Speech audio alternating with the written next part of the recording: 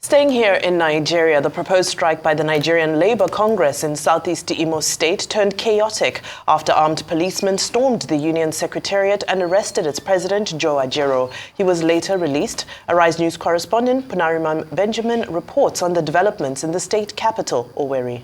The Nigerian Labour Congress had planned to shut down Imo State through a proposed strike action. The union had scheduled the following: the protest strike action to take place unfailingly on Wednesday, November 1st. The action be total across all the sectors. Imo State be totally shut down, air, land and sea. However, Owerri Airport to remain open till 12 noon before it is shut down. Unions embark on heightened mobilization. After all of this had been carefully planned out, the union converged on the NLC State Secretariat in Owerri to start mobilizing to hit the streets when the unexpected happened. Heavily armed security operatives arrived and whisked the president of the NLC to an unknown destination. According to reports, journalists were not spared as some were beaten and taken into custody by policemen too. The union is accusing the government of owing workers and pensioners over 42 months arrears, declaring thousands of workers, pensioners, ghost workers and pensioners, not properly implementing the national minimum wage, trying to use the courts to stifle a lawful protest, attempting to break the ranks of the unions in the state, continually interfering in the affairs of the state council, hiring talks to vandalize Congress State Secretariat, observing in breach agreements the government voluntarily entered into with Congress as far back as 2021. Imo is now charged with a major industrial action. Now, the union says President Joe Ajero has been referred for ophthalmic investigation, a head brain scan, a full body scan, and cervical spine therapy, among other investigations, after being badly beaten before he was taken on a neck collar with wheels all over his skin to the Federal Medical Center, Owerri. He should have issued another order, ex parte. Yes, ex parte. You know, so they kept that letter. They kept that thing they posted to them. Okay. That he said, whether do I know that I should, this thing they can prosecute me about. I said, well, it is the same court that granted this order that can institute a contempt charge. Yes.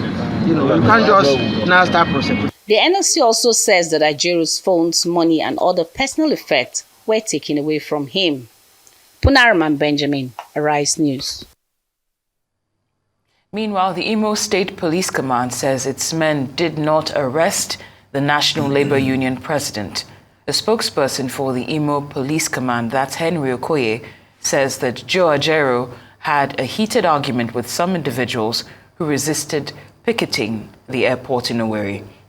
Okoye also says the police only took the NLC president into protective custody to prevent him from being attacked. Also, the Imo State government has distanced itself from the arrest of the president of the Nigeria Labour Congress. Commissioner for Information and Strategy, Declan Emelumba, denounces those accusing the government as crying foul where there is none.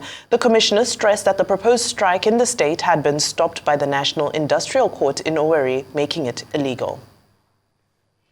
Well, Arise News analyst Dayo Sobowale is here with us to speak on the recriminations in Imo State over the arrest of NLC President Joe Ajero and how to curb such an incident in the future.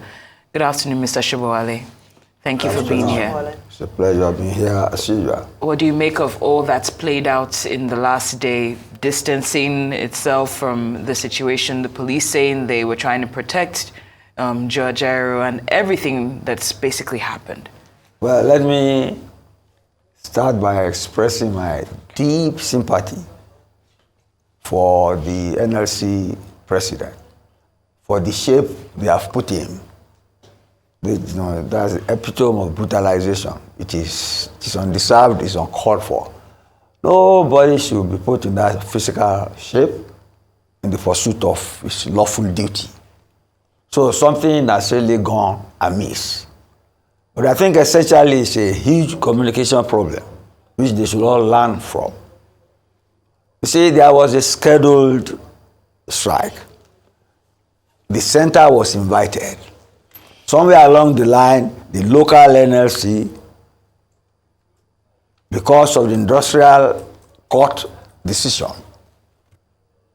cancelling the strike, I think went ahead with the industrial court decision. But obviously, the team from Lagos were not aware. So they wanted the action to go on. And then, mind you, the police inspector general was in Owerri for another different thing entirely, according to what I read. But like I said, there is serious communication problem. And the police said they did not brutalize the NLC president. But you can see the shape he's in. And the NLC has come out to say that they took his phone, they blindfolded him, took him to an unknown place, and I think we should all be glad that he's alive. But this is, I won't call it police brutalization yet. But whatever it is undeserved brutalization. It is uncivil, it is undemocratic, and it is against the rule of law. Things should not degenerate to a state like this when we are not in a state of war. Where industrial relations degenerates into violence. It is barbaric. It is barbaric. See the shape of the man's eyes. Even if he went to war, it will not look like this. I condemn it in its totality. And you see, you know, there's going to be an election in this same place, November 11th. You see, how can, in a real democratic setting, a governor seeking re-election should not have something like this on his plate on the eve of an election if he relying on the votes of the electorate to stay in power. So there's some brutalization of the politics in Imo State, whether you like it or not. And again, see the demands that the workers are making. Salary arrears for 42 months, declaring people ghost workers, not paying pensioners. These are condemnable things that have shown irresponsible governance. They have the right to do it. The law has a right to take its course. But there is no infringement of the law that can condone the physical shape in which we have found the NLC president. It is a disgrace to our democracy. It is a disgrace to our rule of law. You see, it's not every time that one can be calling on the president to intervene. We have the Minister of Police Affairs. They said the Inspector General of Police was there. They should issue a statement on this matter. Just like on the one in Port Harcourt. When I said the president should intervene, he has intervened. Wike should make a statement, he has made a statement. So we know the issues we are facing, and we know how to condemn people or praise people or apportion blame. But in this particular one, my take is that there is serious breakdown in communication, which has led to what we have seen. And there is breakdown in communication between the local NLC and the national NLC. Breakdown in communication between the police and the government. Breakdown in communication between the government and the NLC. Obviously, there is no love lost between the state government and Labour. If the local NLC switched side at the last minute, they should tell their bosses coming from Lagos and not allow him to be brutalized the way. I don't want to be seen in this position, in the performance of my own duty. Mr. Sobowale, yes. I like how you've painted a picture of the different parties that are involved, and what we're seeing now is a blame game. My question to you is, who do you feel really should take the responsibility for how things broke down? Is it those who protested who had been stopped from protesting? Is it the police? We still don't have a solid position. There's accusations towards them. The police and the government are taking one position that they're not responsible. And then, of course, there's there's also a report that there were some armed thugs and who came and hijacked the protest as well. So in this instance, who should be taking responsibility for what transpired yesterday? Nobody can take responsibility because there's confusion. And I have blamed that confusion on break in the line of communication on all sides. Between the labor leadership, both at the local and national level. Between the police and the state command. You get me? Between even the state government and the local labor. Because they said a special assistant to the president brought some thugs to the place.